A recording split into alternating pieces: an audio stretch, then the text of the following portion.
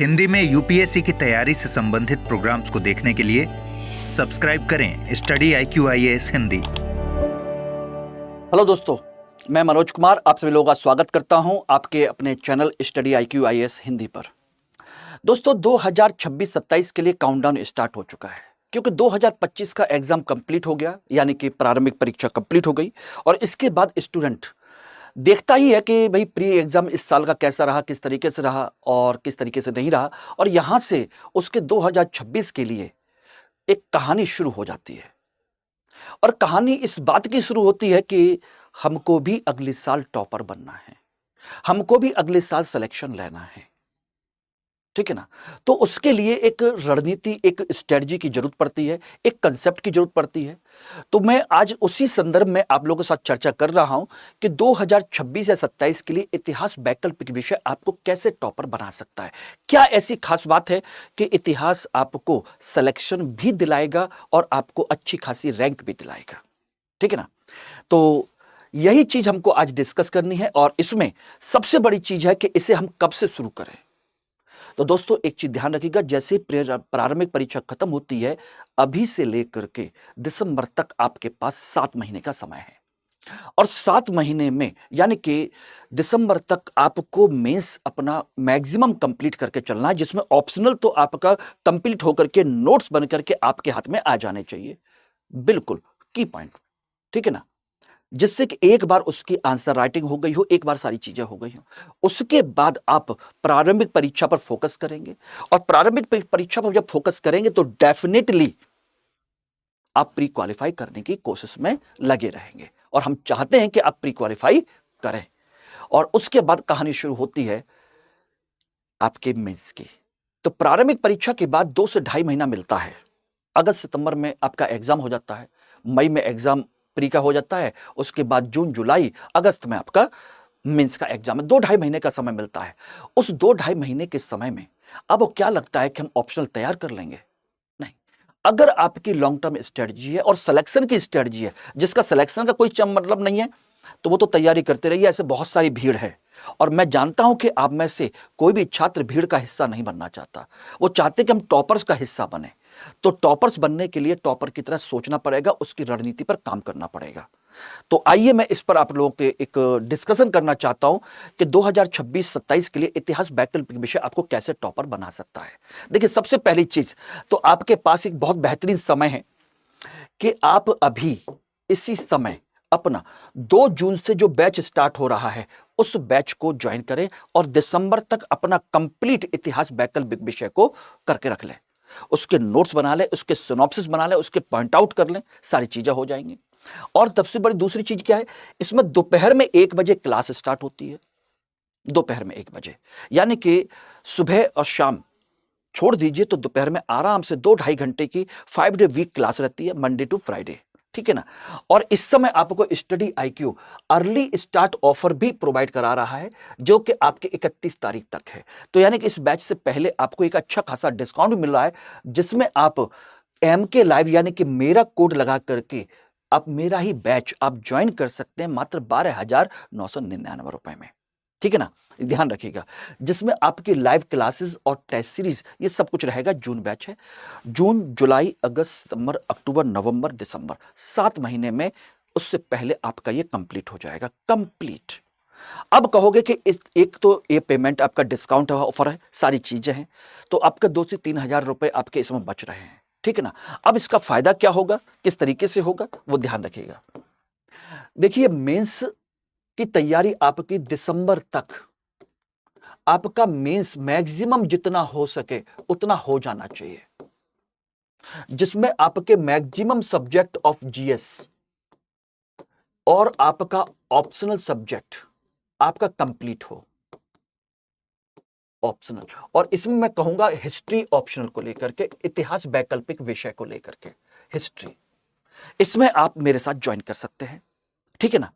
इसकी सबसे बड़ी जो विशेषता है, सबसे बड़ी जो चीज है, देखने में आप लोगों को लगता है जैसे मार्केट में लोगों ने फैला रखा है कि ये बहुत बड़ा है, जी नहीं। ध्यान रखना, हिस्ट्री ऑप्शनल की सबसे बड़ी विशेषता है कि इसमें GS की तुलना में ये केवल आधा पोर्शन है, GS का आधा है, यानी कि इसमें फैक्चुअल पोर्शन और बहुत सारी चीजें हमको नहीं पढ़नी है। बिल्कुल नहीं पढ़नी, आसानी से। दूसरा सबसे बड़ी चीज इसकी एक और भी है, वो है आपका कि इसमें कोई भी करंट अफेयर्स नहीं होता, कोई अपडेट नहीं होता, कोई करंट अफेयर्स इसमें नहीं होता, इसलिए अपडेट करने की जरूरत नहीं है। यानी कि एक ही चीज को बार बार पढ़ेंगे, बार बार आपको पढ़ना है, और वो बार बार पढ़ेंगे तो आप आसानी से इसको याद कर ले जाएंगे। तीसरी सबसे बड़ी चीज कि ये कहानी के तौर पर आराम से पढ़ सकते हो, कहानी के तौर पर, और उसी को पॉइंट फॉर्म में इसको लिख सकते हो। पॉइंट में लिखना, कहानी को अपने दिमाग में रखना और पॉइंट में रखना, यानी किसी तरह के विशेष किसी सिद्धांत की, किसी थ्योरी की जरूरत नहीं है यार। महात्मा गांधी के असहयोग आंदोलन के समय की कहानी को अपने दिमाग में रखिए, जो मैं आपको सुनाऊंगा, और वो कहानी दिमाग में रहेगी तो आराम से सारी चीजों को लिखते चले आओगे पॉइंट फॉर्म में। और ये बात आप लोग अच्छे से तरीके से देखना चाहो तो आप मेरे यूट्यूब क्लासेस को आप देखते ही हो कि मैं किस तरीके से पढ़ाता हूं, पढ़ाना पसंद करता हूं, क्योंकि जब कहानी फ्रेम रहेगी, जो कि किसी अन्य सब्जेक्ट में पॉसिबल नहीं है, उसमें कोई कहानी नहीं होती, उनके अपने शब्दकोश अलग है, उनका अपने सिद्धांत अलग है, उनके चिंतक अलग है, इसमें ऐसा कोई नहीं है। अशोक पढ़ना है तो अशोक की एक कहानी है कि भाई अशोक ने ऐसा अभिलेख क्यों बनवाए थे, कहानी दिमाग में रखी। यानी कि आंख बंद करके भी इतिहास को अपने दिमाग में सेट कर सकते हो, यही सबसे खूबसूरती है। और तीसरी चीज, इतिहास आराम से आपने पहले से पढ़ा हुआ है। और रही बात, कुछ लोग कहते हैं कि इसमें नंबर नहीं आते, बेटा एक चीज ध्यान रखिएगा, नंबर हमेशा अच्छा लिखने वालों के आते हैं, और हर सब्जेक्ट में नंबर आते हैं, हर सब्जेक्ट में नंबर नहीं भी आते हैं। इतिहास भी ऐसा ही है, अगर अच्छा पढ़ोगे, अच्छे तरीके से पढ़ोगे तो नंबर आएंगे, नहीं पढ़ोगे तो नहीं आएंगे। और इतिहास में केवल दो चीजें पढ़नी होती हैं। जीएस में आपको पढ़ना होता है कि कौन सी घटना कब हुई, कहां हुई, ठीक है ना, किसने किया, ये सब आपको पढ़ना पड़ता है। लेकिन आपको ऑप्शनल में केवल तीन चीज पढ़नी है, यह घटना क्या है, क्यों हुई और कैसे हुई, बस कहानी के तौर पर। अच्छा, अशोक ने अपना धम्म प्रस्तुत किया था, क्यों भाई, धम्म था क्या, धम्म के अंदर की कहानी क्या थी, क्या विशेषता थी। अगर धम्म के पीछे कारण पता है तो धम्म की विशेषताएं भी पता हो, यानी कैसे उसको लागू किया गया, तो सारी चीजें भी आपकी तैयार हो जाती। यानी जीएस से जस्ट आधा टॉपिक, सिलेबस देखने में बड़ा लगता है लेकिन है सिलेबस आधा ही, बहुत आधा सिलेबस है। तो आप इस चीज को ध्यान में रख सकते हो। और यही वजह है कि हिंदी माध्यम के अब तक के जितने भी टॉपर हैं, 90% टॉपर ने हमेशा हिस्ट्री ऑप्शन लिया है। और हिंदी माध्यम के नहीं, हिस्ट्री उसके इंग्लिश मीडियम से लेकर के हिस्ट्री इनके भी देखोगे तो उनमें आपको बहुत अच्छे अच्छे रैंक पर आपको हिस्ट्री ऑप्शनल वाले स्टूडेंट्स मिल जाएंगे, और खूब मिलेंगे। इस साल 38वीं रैंक जो आई है, उसकी भी वही कहानी है, 38वीं रैंक हिस्ट्री ऑप्शनल। देखिए कैसे आई,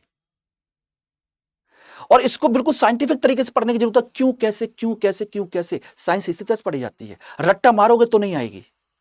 बहुत कहानी की तरह हर चीज के पीछे एक कारण है, बस उसको जानते जाना है, कहानी आपको याद हो जाएगी। आराम से लिख के चले आइए, नंबर मिलेंगे, नंबर ना मिले तो मुझसे कहना।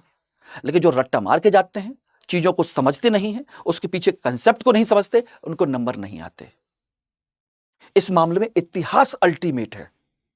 मैं खुद साइंस बैकग्राउंड का ग्रेजुएट स्टूडेंट रहा, मैंने फिर हिस्ट्री में मैंने पीजी किया, यूपीपीसीएस में सिलेक्शन लिया, यूपीएससी के 3 बार इंटरव्यू दिए, ठीक है ना। और उसके बाद मैंने हिस्ट्री को पढ़ाना शुरू किया, और उसके लिए मैंने सोची पीसीएस जैसी पोस्ट को मैंने ड्रॉप कर दिया। मुझे पढ़ाना अच्छा लगता है, बताना अच्छा लगता है, मैं चाहता हूं आप लोग सेलेक्ट हों। तो मेरे साथ इस बैच में आप जुड़ेंगे तो इजीली सोचिएगा 60% से ज्यादा नंबर आपको आराम से आ जाएंगे। यानी कि 500 में से आपके 300 प्लस नंबर इजीली आ सकते हैं।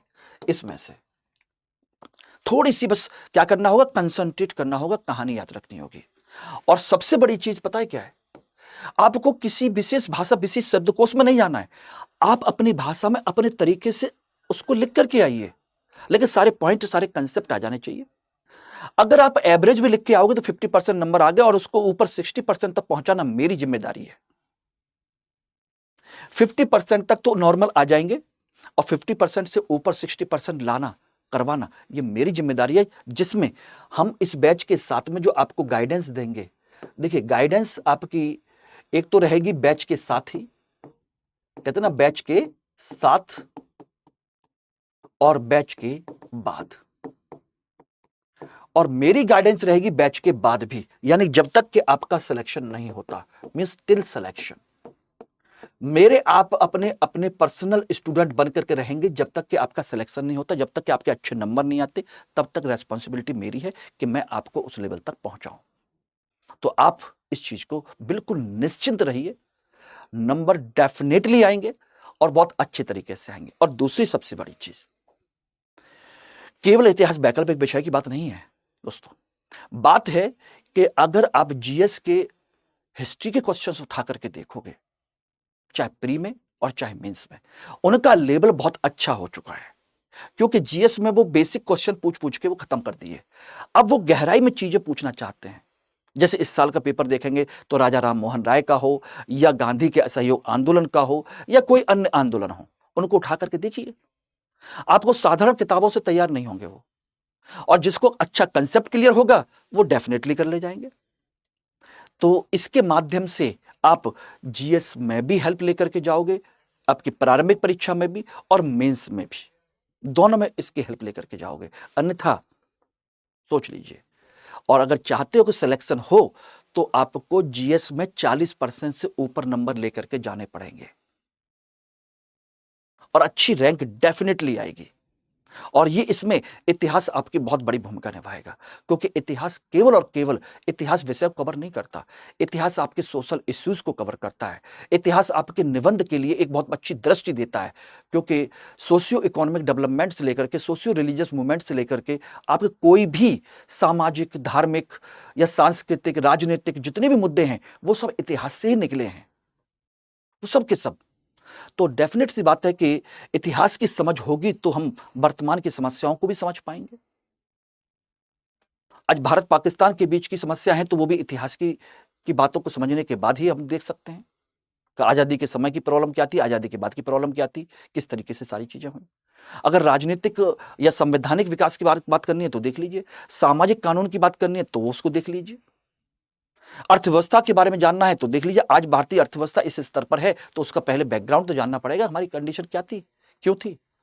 भारत में गरीबी, बेरोजगारी के कारण क्या है? कहीं ना कहीं ब्रिटिश कंपनी के द्वारा भारतीय संसाधनों को लूट के लेके जाना और हमको गरीब बना जाना, ऐतिहासिक कारण भी है, हमारे पास संसाधन नहीं थे। तो चाहे इकोनॉमी हो, चाहे निबंध हो, चाहे पॉलिटिकल डेवलपमेंट हो, ये सब कुछ आपका इसी में है, ठीक है ना। इंटरनेशनल रिलेशंस हो सेकंड पेपर में, केवल एथिक्स के पेपर को छोड़ दिया जाए, एथिक्स के पेपर में भी सोचेंगे तो भारतीय थिंकर्स वो भी इतिहास से ही निकल करके आते हैं, थिंकर्स जिनसे आप एथिक्स के इंपॉर्टेंट टॉपिक कवर करते। 2 यूनिट है आपकी, पता है आपको, आपकी टोटल 8 यूनिट में से 2 यूनिट आपकी केवल और केवल इतिहास से संबंधित हैं, थिंकर्स की, एथिक्स के पेपर में। कैसे कह सकते हैं कि इतिहास का रोल नहीं है? इतिहास का बहुत बड़ा रोल है। इसीलिए मैं कहता हूं कि इतिहास की जिसको समझ होगी वो जीएस में नंबर उठा के लेके जाएगा। मैं कहता हूं कि 2% भी, 5% भी नंबर ऊपर बढ़ाए तो समझिए सिलेक्शन के चांस बढ़ गए।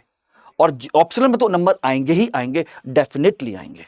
मेरे साथ जुड़ेंगे तो डेफिनेटली आपको नंबर मिलेंगे ही मिलेंगे। तो आप जल्दी कीजिए, इस बैच को ज्वाइन कीजिए, और इसमें कोई भी डाउट हो तो मुझे यहां पर कनेक्ट कर सकते हैं, ठीक है ना। ध्यान रखिएगा, ये मेल आईडी और टेलीग्राम नंबर है, और MK लाइव कोड जरूर लगाइएगा। और साथ के साथ अगर इस ग्रुप को ज्वाइन कर लेते हैं तो आपको इंपॉर्टेंट सभी मटेरियल, PDF वगैरह सब यहां पर मिलती रहेंगी। Thank you very much. Hindi में यूपीएससी की तैयारी से संबंधित प्रोग्राम्स को देखने के लिए सब्सक्राइब करें स्टडी IQ IAS हिंदी।